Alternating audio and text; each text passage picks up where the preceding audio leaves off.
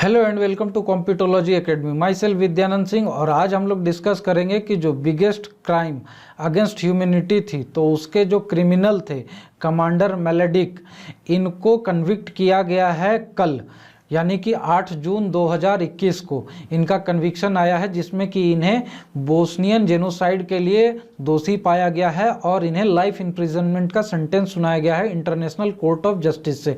तो आइए इसके डिटेल्स में देखते हैं। और उससे पहले मैं रिक्वेस्ट करना चाहूँगा कि हमारे चैनल को सब्सक्राइब कर लें और बेल आइकन को भी दबा दें, ताकि जब भी हम नई वीडियोस डालें उसकी इन्फॉर्मेशन आप तक पहुँचती रहे।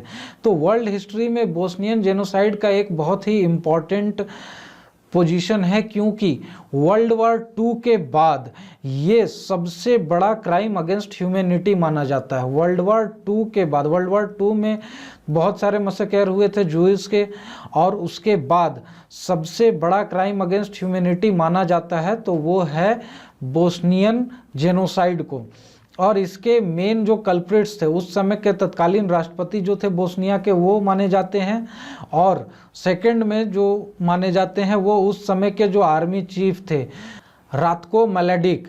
रात्को मलेडिक एक बोस्नियन सर्ब थे, जो कि बोस्नियन सर्ब्स की एक आर्मी थी, आर्मी ऑफ रिपब्लिका ऑफ सर्पास्का। तो ये वीआरएस के नाम से भी जाना जाता है। इसके आर्मी चीफ थे। इनका जन्म हुआ था 1942 में, और उसके बाद ये धीरे धीरे अपनी पोजीशन को ऊपर करते हुए वीआरएस के आर्मी चीफ भी बन गए। और जब सर्ब्स ने विद्रोह छेड़ा अलग स्टेट के लिए, नेशन के लिए, और उन्होंने सारा जो वो और दूसरे रीजन्स जो हैं बोस्निया के, वहाँ पर अपना कंट्रोल किया, तो वहाँ से इन्होंने इथनिक क्लिनजिंग चालू कर दी। और उसी इथनिक क्लिनजिंग के लिए इन्हें दोषी पाया गया है, जिसमें कि वार क्राइम्स है, क्राइम्स अगेंस्ट ह्यूमैनिटी है और जेनोसाइड है।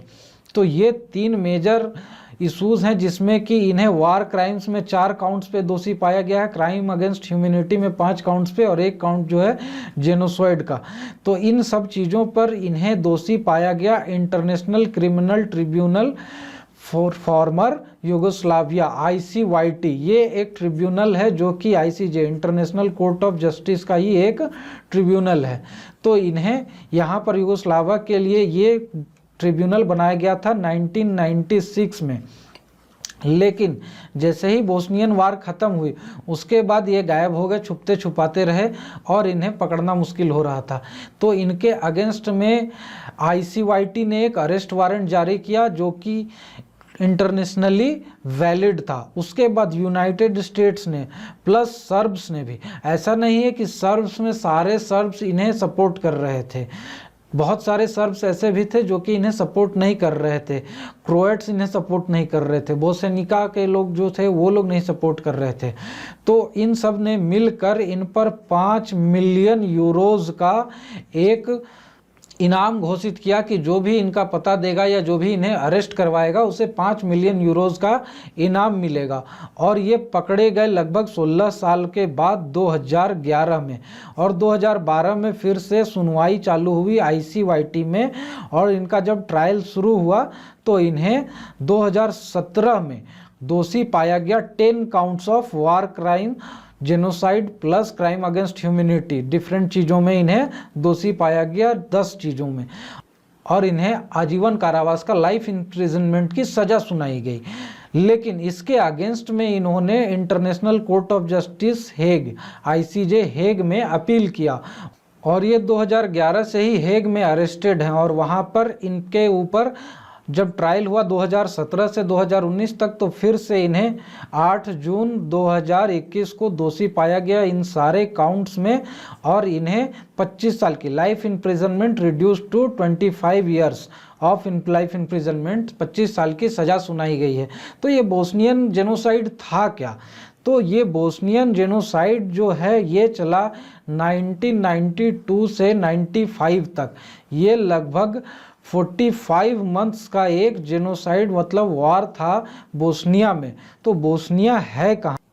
तो ये देखिए, ईस्टर्न यूरोप में एड्रियाटिक सी के पास ये जो लोकेशन है ये है बोस्निया एंड हेर्जेगोविना, और ये सराजेवो है जो कि कैपिटल है बोस्निया की। और यहाँ पर जो ये रीजन था पूरा, ये कैप्चर कर लिया था वीआरएस ने, जिसके कि आर्मी चीफ थे राताको, और इन्होंने यहाँ पर इथनिक क्लिनजिंग चालू की, जिसमें कि क्रोएट्स को भी इन्होंने मारना चालू किया। क्योंकि देखिए क्रोएशिया ये एक कंट्री अलग है, बट यहाँ पर क्रोएट्स बोस्निया में भी मिलेंगे, और ये सर्बिया का जो रीजन है यहाँ पे भी सर्ब्स मिलेंगे, बोस्निया में भी, इधर भी मिलेंगे। और ये ईस्टर्न रीजन में डिफरेंट इथनिक ग्रुप्स और डिफरेंट कम्युनिटीज़ के लोग अलग अलग कंट्रीज़ में मिक्स्ड पॉपुलेशन में पाए जाते हैं। तो यहाँ पर ये सर्बियन थे, इन्होंने सराजेवो और ये सारा रीजन कैप्चर किया। उसके बाद ये चाहते थे कि एक सर्ब लोगों का डोमिनेंट कंट्री बने बोस्निया में, जो कि ये कर नहीं पाए। 1995 में युद्ध विराम हो गया, और उसके बाद से ये एब्सकॉन्डिंग थे, भाग रहे थे जब इनके अगेंस्ट में अरेस्ट वारंट निकला। तो यहाँ पर देखते हैं कि आगे बोस्नियन वार का क्या मतलब इम्पैक्ट था। ये जो बोस्नियन जेनोसाइड था, बोस्नियन जेनोसाइड को सर्बेनिक मसकेर भी कहते हैं, क्राइम अगेंस्ट ह्यूमैनिटी भी कहते हैं, और इथनिक क्लिनजिंग कैंपेन भी कहते हैं। क्योंकि यहाँ पर बेसिकली देखिए बोस्नियाक्स जो कि बोस्नियन मुस्लिम्स हैं उनको मारा जा रहा था। उसके बाद बोस्नियन क्रोएट्स, अभी हमने देखा कि क्रोएशिया का भी जो बॉर्डर है बोस्निया से लगता है, और वहाँ पर बहुत सारे क्रोएट्स बोस्निया में भी रहते हैं।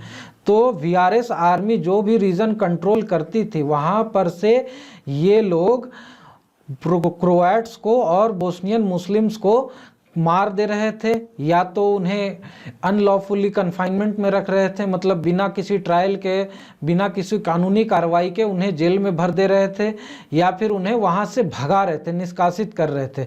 तो लगभग 8,372 बोस्नियन मुस्लिम्स मारे गए। 25 से 30,000 बोस्नियन मुस्लिम्स को इन लोगों ने वहाँ से भगा दिया। उसके अलावा बहुत सारे लोगों को मारा गया, जिसमें कि बच्चे थे और आदमी थे। रेप क्राइम्स हुए वहाँ पर, सेक्सुअल असॉल्ट्स हुए, लोगों के धन संपत्ति को लूट लिया गया, बिल्डिंगें गिरा दी गई, बहुत सारे क्राइम एक्टिविटीज़ हुए, और ये चलता रहा लगभग 45 मंथ्स। तो इन्हीं सब चीज़ों के लिए दोषी पाया गया है रातोक मलेडिक को, और इन्हें 25 साल की लाइफ इम्प्रिजनमेंट की सज़ा दी गई है। और इनका अब अपील का भी एवेन्यू ख़त्म हो गया है, क्योंकि जो आईसीजे है उसने भी इस चीज़ को कंफर्म कर दिया है, और इसके बाद अब इन्हें जेल जाना पड़ेगा। तो ये एक वर्ल्ड वार के बाद देखिए बहुत सारे जेनोसाइड हुए, बांग्लादेश का जेनोसाइड हुआ, ग्वाटेमाला का जेनोसाइड हुआ, कोलंबियन जेनोसाइड हुआ, लेकिन सबसे बड़ा इसे इसलिए कहा जाता है क्योंकि यहाँ पे छांट कर, चुन चुन कर लोगों को मारा जा रहा था जो मुस्लिम थे या क्रोएट्स थे। तो इनका एक मोटिव ये था कि हम सर्बियंस को छोड़कर सारे लोगों को बोस्निया से क्लीन कर देंगे, और जब तक इंटरनेशनल प्रेशर नहीं आया तब तक ये अपने काम को उसी तरह से चला रहे थे। धीरे धीरे जब यूरोपियन यूनियन की कंट्रीज़ ने, यूएसए ने, यूनाइटेड नेशंस ने और बहुत सारे कंट्रीज़ ने जब क्राइम अगेंस्ट ह्यूमैनिटी के इशू पर इन्हें घेरना चालू किया, तो इन्होंने वो जेनोसाइड रोका, और उसके बाद मेल्डिक तो गायब ही हो गए। और इनके जो प्रेसिडेंट थे उस समय, उन्हें 2019 में ही 40 साल की सज़ा दे दी गई है। अब ये पकड़े गए हैं, 25 साल की सज़ा इन्हें भी हुई है। और यहाँ पर इसे माना जाता है कि ये वर्ल्ड वार 2 के बाद सबसे बड़ा मैसेकर था, सबसे बड़ा क्राइम अगेंस्ट ह्यूमैनिटी था। तो यहाँ पर हम अपनी वीडियो ख़त्म करते हैं। ये एक बहुत ही इम्पॉर्टेंट इवेंट था वर्ल्ड हिस्ट्री में, जो कि यूपीएससी के क्वेश्चन में भी बहुत बार आ चुका है और आ भी सकता है। तो इसके डिटेल्स में आप लोग स्टडी कर सकते हैं। हमारे सोशल मीडिया चैनल्स पर हमें फॉलो करें, हमारे वेबसाइट पर डिफरेंट कोर्सेज चल रहे हैं, उसे भी आप ज्वाइन कर सकते हैं। हमारे चैनल को सब्सक्राइब कर लें और बेल आइकन को भी दबा दें, ताकि जब भी हम नई वीडियोस डाल लें उसकी इन्फॉर्मेशन आप तक पहुंचती रहे। Thank you very much and have a nice day.